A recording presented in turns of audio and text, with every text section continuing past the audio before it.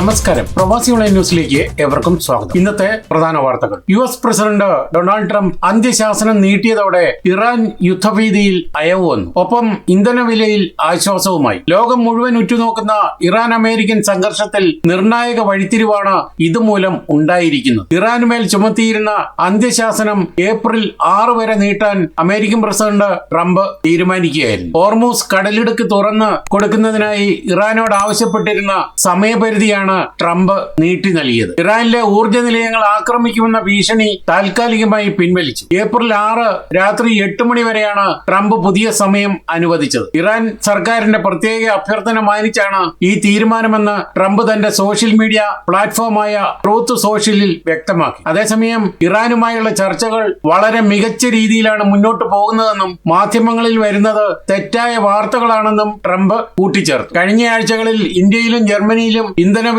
കുതിച്ചുവരാൻ പ്രധാന കാരണം ഈ യുദ്ധഭീഷണിയായിരുന്നു. ട്രംപിന്റെ പുതിയ തീരുമാനത്തോടെ ഇന്ധനവിലയിൽ നേരിയ കുറവോ അല്ലെങ്കിൽ വില വർധനവിൽ നിയന്ത്രണമോ ഉണ്ടാകാൻ സാധ്യതയുണ്ട്. മാത്രമല്ല, ഇറാൻ സംഘർഷം കുറയുന്നത് ആഗോള സാമ്പത്തിക രംഗത്തിന് വലിയ ആശ്വാസമാണ്. ഇത് ഓഹരി വിപണികളെയും പോസിറ്റീവായി ബാധിക്കും. മിഡിൽ ഈസ്റ്റിലൂടെയുള്ള വിമാന സർവീസുകളെയും കപ്പൽ ഗതാഗതത്തെയും ഈ സമാധാന നീക്കം സഹായിക്കും എന്നാണ് കരുതുന്നത്. യൂറോപ്യൻ യൂണിയനിൽ അഭയാപേക്ഷ നിരസിക്കപ്പെടുന്നവരെ യൂറോപ്പിന് പുറത്തുള്ള രാജ്യങ്ങളിലേക്ക് നാടുകടത്തുന്നതിനായുള്ള വിവാദ പദ്ധതിക്ക് യൂറോപ്യൻ പാർലമെന്റ് അംഗീകാരം നൽകി. റിട്ടേൺ ഹബ്ബുകൾ എന്ന് വിളിക്കപ്പെടുന്ന തടങ്കൽ കേന്ദ്രങ്ങൾ യൂറോപ്യൻ യൂണിയന് പുറത്തുള്ള രാജ്യങ്ങളിൽ സ്ഥാപിക്കാനാണ് പുതിയ നീക്കം. അഭയാപേക്ഷ തള്ളപ്പെട്ടവരെ സ്വന്തം രാജ്യങ്ങളിലേക്ക് തിരികെ അയക്കുന്നതുവരെ പാർപ്പിക്കാനായി യൂറോപ്പിന് പുറത്ത് പ്രത്യേക കേന്ദ്രങ്ങളാണ് ഒരുക്കുന്നത്. ഈ കേന്ദ്രങ്ങളിലേക്ക് പോകാൻ വിസമ്മതിക്കുന്നവർക്ക് തടവ് ശിക്ഷയും യൂറോപ്പിലേക്ക് വീണ്ടും പ്രവേശിക്കുന്നതിന് നിരോധനവും ഏർപ്പെടുത്തും. Germany, Denmark, Austria, Greece, Netherlands എന്നീ രാജ്യങ്ങളാണ് ഈ പദ്ധതിക്ക് പ്രധാനമായും പിന്തുണ നൽകുന്നത്. എന്നാൽ ഫ്രാൻസും സ്പെയിനും ഇതിന്റെ ഫലപ്രാപ്തിയിൽ സംശയം പ്രകടിപ്പിച്ചിട്ടുണ്ട്. ബ്രസൽസിലെ യൂറോപ്യൻ പാർലമെന്റിൽ നടന്ന വോട്ടെടുപ്പിൽ 389 പേർ അനുകൂലിച്ചും 206 പേർ എതിർത്തും വോട്ട് രേഖപ്പെടുത്തി. പാർലമെന്റ് അംഗീകാരം നൽകിയതോടെ ഇനി വിവിധ അംഗരാജ്യങ്ങളുമായി ചർച്ച ചെയ്ത് നിയമത്തിന്റെ അന്തിമ രൂപം തയ്യാറാക്കും. ജർമ്മൻ ചാൻസലർ ഫെഡറിക് മെർസിന്റെ നേതൃത്വത്തിലുള്ള CDU പാർട്ടി ഈ പരിഷ്കരണത്തിന് പിന്നിൽ സജീവമായി രംഗത്തുണ്ട്. ജർമ്മനിയിലെ പെട്രോൾ ഡീസൽ പമ്പുകളിൽ അടിക്കടി ഉണ്ടാകുന്ന വിലവർധനവ് തടയുന്നതിനായി പുതിയ കർശന നിയമങ്ങൾ ബുണ്ടസ്റ്റാഗ് പാസാക്കി. ഇറാൻ യുദ്ധത്തെ തുടർന്ന് ഇന്ധനവില കുതിച്ചുയരുന്ന സാഹചര്യത്തിലാണ് സാധാരണക്കാർക്ക് ആശ്വാസം നൽകാൻ ലക്ഷ്യമിട്ടിട്ടുള്ള ഈ നീക്കം. ഇനി മുതൽ പെട്രോൾ പമ്പുകൾക്ക് ദിവസത്തിൽ ഒരു തവണ മാത്രമേ ഇന്ധനവില വർദ്ധിപ്പിക്കാൻ അനുവാദമുള്ളൂ. ഇത് എല്ലാ ദിവസവും ഉച്ചയ്ക്ക് 12 മണിക്ക് ആയിരിക്കും. വില വർദ്ധിപ്പിക്കുന്നതിന് നിയന്ത്രണമുണ്ടെങ്കിലും പമ്പുകൾക്ക് എപ്പോൾ വേണമെങ്കിലും എത്ര തവണ വേണമെങ്കിലും വില കുറയ്ക്കാവുന്നതാണ്. ഓസ്ട്രിയയിൽ നിലവിലുള്ള മാതൃകയാണിത്. നിയമം ലംഘിക്കുന്ന പമ്പുകൾക്ക് 1,00,000 യൂറോ വരെയാണ് പിഴ ഈടാക്കുന്നത്. ഏപ്രിൽ മാസം മുതൽ പുതിയ നിയമം നിലവിൽ വരും. പ്രാഥമികമായി 1 വർഷത്തേക്കാണ് ഈ പരിഷ്കാരം നടപ്പിലാക്കുന്നത്. യൂറോപ്പിൽ സമ്മർ സമയം മാർച്ച് 29 ഞായറാഴ്ച പുലർച്ചെ ആരംഭിക്കും. 1 മണിക്കൂർ മുന്നോട്ട് വെച്ചാണ് സമ്മർ ടൈം ക്രമീകരിക്കുന്നത്. അതായത് പുലർച്ചെ 2 മണി എന്നുള്ളത് 3 മണിയാക്കി മാറ്റും. നടപ്പ് വർഷത്തിൽ മാർച്ച് മാസത്തിലെ അവസാനത്തെ ഞായറാഴ്ച പുലർച്ചെയാണ് ഈ സമയമാറ്റം നടത്തുന്നത്. വർഷത്തിലെ ഏറ്റവും നീളം കുറഞ്ഞ രാത്രിയാണിത്. ജർമ്മനിയിലെ ബ്രൗൺഷൈയിലുള്ള ഭൗതിക ശാസ്ത്ര സാങ്കേതിക കേന്ദ്രത്തിലാണ്, അതായത് PTBയിലാണ് ഈ സമയമാറ്റ ക്രമീകരണങ്ങൾ നിയന്ത്രിക്കുന്നത്. ഫ്രാങ്ക്ഫർട്ടിൽ സ്ഥാപിച്ചിട്ടുള്ള ടവറിൽ നിന്ന് സിഗ്നലുകൾ പുറപ്പെടുവിച്ച് സ്വയംചലിത നാഴികമണികൾ പ്രവർത്തിക്കും. ഒന്നാം ലോകമഹായുദ്ധത്തിന് ശേഷം 1980 മുതലാണ് ജർമ്മനിയിൽ സമയമാറ്റം ആരംഭിച്ചത്. യൂറോപ്യൻ യൂണിയൻ രാജ്യങ്ങളിലും ഇപ്പോൾ സമയമാറ്റം പ്രാവർത്തികമാണ്. അതുവഴി മധ്യ യൂറോപ്യൻ സമയവുമായി തുല്യത പാലിക്കാൻ സഹായകമാകും. പകലിന് ദൈർഘ്യം കൂടുതലായിരിക്കും എന്നതാണ് ഇതിന്റെ അടിസ്ഥാനം. രാത്രിയിൽ നടത്തുന്ന ട്രെയിൻ സർവീസിലെ സമയമാറ്റ ക്രമീകരണങ്ങൾ ഓട്ടോമാറ്റിക് സംവിധാനങ്ങളായിട്ടാണ് ചിട്ടയായി മാറ്റം വരുത്തുന്നത്. സമ്മറിൽ ജർമ്മൻ സമയവും ഇന്ത്യൻ സമയവുമായി മുന്നോട്ട് 3.5 മണിക്കൂറും ബ്രിട്ടൻ, അയർലൻഡ് തുടങ്ങിയ രാജ്യങ്ങൾ യൂറോപ്പിലാണെങ്കിലും ജർമ്മൻ സമയവുമായി 1 മണിക്കൂർ പുറകിലുമാണ്. സമയമാറ്റത്തെ യൂറോപ്യൻ ജനത തികച്ചും അർത്ഥശൂന്യമായിട്ടാണ് കാണുന്നത്. അതുകൊണ്ട് തന്നെ ഒരു റഫറൻഡം നടത്തി ജനഹിതം നേരത്തെ അറിഞ്ഞിരുന്നു.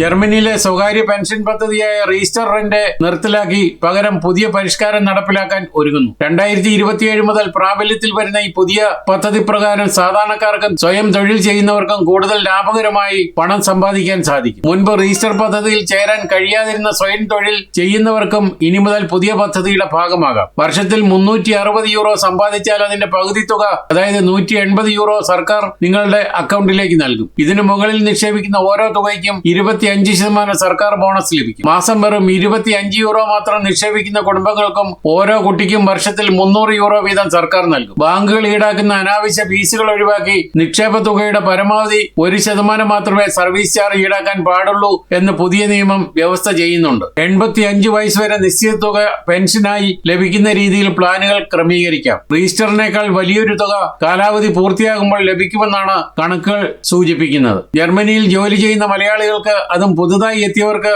റിട്ടയർമെന്റ് കാലത്ത് സർക്കാർ പെൻഷന് പുറമെ ഒരു വലിയ തുക കൈവശം വരാൻ ഈ പദ്ധതി സഹായിക്കും. ഉദാഹരണത്തിന്, ഒരു വ്യക്തി പ്രതിവർഷം 1800 യൂറോ നിക്ഷേപിച്ചാൽ 540 യൂറോ സർക്കാർ വിഹിതമായി ലഭിക്കും. 40 വർഷത്തെ നിക്ഷേപത്തിലൂടെ ശേഷം ഏകദേശം 2,69,000 യൂറോ വരെ സമ്പാദിക്കാൻ ഇതിലൂടെ സാധിച്ചേക്കും. അതുകൊണ്ട് പുതിയതായി ജർമ്മനിയിലെത്തി ജോലി തുടങ്ങുന്നവർ എല്ലാവരും തന്നെ ഈ പദ്ധതിയിൽ ചേരണമെന്നാണ് ഞങ്ങളുടെ അഭിപ്രായം. 2027 മുതലാണ് ഇത് തുടങ്ങുന്നത്. ജർമ്മൻ റെയിൽവേ ജീവനക്കാർ സമരഭീഷണി, ശമ്പള വർധനവുമായി ബന്ധപ്പെട്ട തർക്കങ്ങളെ തുടർന്ന് ജർമ്മനിയിലെ ട്രെയിൻ ഡ്രൈവർമാരുടെ സംഘടന വീണ്ടും സമരത്തിലേക്ക് നീങ്ങാൻ സാധ്യതയുണ്ടെന്ന് റിപ്പോർട്ടുകൾ പറയുന്നു. ഇത് വരും ദിവസങ്ങളിൽ യാത്രക്കാരെ ബാധിക്കുമെന്നാണ് മുന്നറിയിപ്പ്.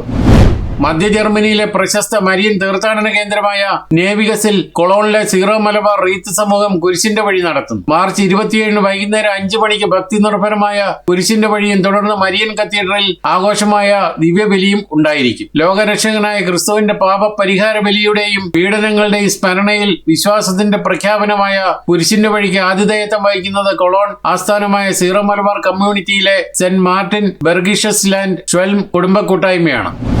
മാംസാഹാരശീലം മനുഷ്യന്റെ തലച്ചോറിനെയും മറവിരോഗ സാധ്യതയും എങ്ങനെ ബാധിക്കുന്നു എന്നതിനെ കുറിച്ച് സ്വീഡനിൽ നടത്തിയ പുതിയ ദീർഘകാല പഠനം ശ്രദ്ധേയമാകുന്നു. സിനാകെ എന്നറിയപ്പെടുന്ന ഈ പഠനത്തിൽ 60 വയസ്സിന് മുകളിൽ പ്രായമുള്ളവരെ 15 വർഷത്തോളമാണ് നിരീക്ഷിച്ചത്. മറവിരോഗ സാധ്യത വർദ്ധിപ്പിക്കുന്ന ജനിതക തലച്ചോറുള്ളവരിൽ ഏതാണ്ട് 26% ആളുകളിൽ ഭക്ഷണക്രമം തലച്ചോറിനെ ബാധിക്കുന്ന രീതി വ്യത്യസ്തമാണെന്ന് പഠനം സൂചിപ്പിക്കുന്നു. ഇതിന് അൽഷിമേഴ്സ് ജീൻ എന്നും വിളിക്കുന്നു. സംസ്കരിച്ച മാംസം അമിതമായി ഉപയോഗിക്കുന്നത് മറവിരോഗ സാധ്യത വർദ്ധിപ്പിച്ചേക്കാം. സംസ്കരിക്കാത്ത മാംസം വാർദ്ധക്യകാലത്തെ ചിന്താശേഷിയെ സഹായിച്ചേക്കാം എന്ന നിരീക്ഷണവും പഠനത്തിലുണ്ട്. എല്ലാവരിലും മാംസാഹാരം ഒരേപോലെയല്ല പ്രവർത്തിക്കുന്നത്. ഒരാളുടെ ജനിതക ഘടനയ്ക്ക് അനുസൃതമായി പോഷകങ്ങൾ ശരീരം സ്വീകരിക്കുന്ന രീതിയിൽ മാറ്റം വരാമെന്നും ഗവേഷകർ ചൂണ്ടിക്കാണിക്കുന്നു.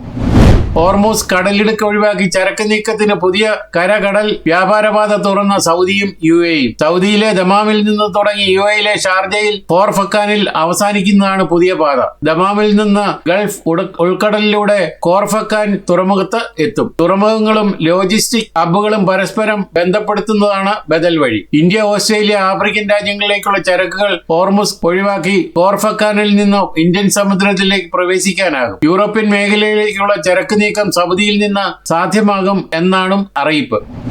വർദ്ധിച്ചു വരുന്ന പ്രവർത്തന ചെലവും പശ്ചിമേഷ്യൻ പ്രതിസന്ധിയെ തുടർന്നുള്ള അനിശ്ചിതത്വവും കാരണം ഇന്ത്യൻ വിമാന കമ്പനികൾ സർവീസുകൾ വെട്ടിക്കുറയ്ക്കുന്നു. മാർച്ച് 29 ആരംഭിക്കുന്ന വേനൽക്കാല ഷെഡ്യൂളിൽ കഴിഞ്ഞ വർഷത്തെ അപേക്ഷിച്ച് ആഴ്ചയിൽ ഏകദേശം 3000-ഓളം സർവീസുകൾ കുറവായിരിക്കുമെന്നാണ് അറിയിപ്പ്. കഴിഞ്ഞ വർഷത്തെ വേനൽക്കാല ഷെഡ്യൂളിൽ ആഴ്ചയിൽ 25,610 വിമാനങ്ങൾ സർവീസ് നടത്തിയിരുന്നെങ്കിൽ ഈ വർഷം മാർച്ച് 29 മുതൽ ഒക്ടോബർ 31 വരെ ഇത് വെറും 22,600 കുറയുമെന്നാണ് പ്രതീക്ഷിക്കുന്നത്. അമിതമായ സാമൂഹ്യ മാധ്യമ ഉപയോഗം കുട്ടികളുടെ ശാരീരിക ഭൗതിക വളർച്ചയെ ദോഷകരമായി ബാധിക്കുന്നുവെന്ന കണ്ടെത്തൽ ലോകമെങ്ങും ചർച്ചയായിരിക്കെ ചരിത്രവിധിയുമായ US കോടതി വ്യക്തികളിൽ ആസക്തി ഉണ്ടാക്കുന്ന വിധത്തിൽ സാമൂഹ്യ മാധ്യമ പ്ലാറ്റ്ഫോമുകൾ പ്രവർത്തിക്കുന്നെന്ന പരാതിയിൽ മെറ്റയ്ക്കും ഗൂഗിളിനും അമേരിക്കയിലെ കോടതി 56 കോടി രൂപ നഷ്ടപരിഹാരം വിധിച്ചു. ഇൻസ്റ്റാഗ്രാമിന്റെ മാതൃസ്ഥാപനമായ മെറ്റ, യൂട്യൂബിന്റെ മാതൃസ്ഥാപനമായ ഗൂഗിൾ എന്നിവയ്ക്കാണ് ലോസ് ആഞ്ചൽസിലെ കോടതി പിഴ ചുമത്തിയത്. മെറ്റ $4.2 ദശലക്ഷം ഗൂഗിൾ $1.8 ദശലക്ഷം നഷ്ടപരിഹാരം നൽകണമെന്നാണ് കോടതിയുടെ ഉത്തരവ്. മെറ്റയും യൂട്യൂബും കാരണം മാനസികാരോഗ്യം തകർന്നെന്ന യുവതിയുടെ ഹർജിയിലാണ് വിധി. രാജ്യത്ത് ആദ്യമായ ഒരു ചിത്രകാരിയുടെ പെയിന്റിംഗ് പൂർണ്ണമായി വിമാനത്തിൽ പകർത്തി എയർ ഇന്ത്യ എക്സ്പ്രസ്. കൊച്ചി ബിനാലയിൽ മ്യൂറൽ വിഭാഗത്തിൽ പങ്കെടുക്കുന്ന തമിഴ്നാട്ടുകാരിയായ ഓഷിൻ ശിവയുടെ ഗ്രാഫിറ്റി പെയിന്റിംഗ് ആണ് എയർ ഇന്ത്യ എക്സ്പ്രസിന്റെ പുതിയ ബോയിംഗ് വിമാനത്തിൽ ഉള്ളത്. വിമാനം തന്നെ ചിത്രകലയ്ക്കുള്ള കാൻവാസ് ആക്കി മാറ്റിയതോടെ ഈ വിമാനത്തിന് ഫ്ലൈയിങ് കാൻവാസ് എന്നാണ് പേരിട്ടിരിക്കുന്നത്. ഇതോടെ ഈ വാർത്താ ബുള്ളറ്റിൻ ഇവിടെ പൂർണ്ണമാവുകയാണ്. നിങ്ങൾ നൽകി വരുന്ന എല്ലാവിധ പിന്തുണയ്ക്ക് ഞങ്ങൾ ഹൃദയപൂർവ്വം നന്ദി അറിയിക്കുന്നു. അതോടൊപ്പം കൂടുതൽ വാർത്തകളും വിശേഷങ്ങളും അറിയാൻ യൂറോപ്പിലെ ആദ്യത്തെ മലയാളത്തിലുള്ള ഓൺലൈൻ പോർട്ടലായ പ്രവാസി ഓൺലൈൻ സന്ദർശിക്കാൻ നന്ദി. നമസ്കാരം.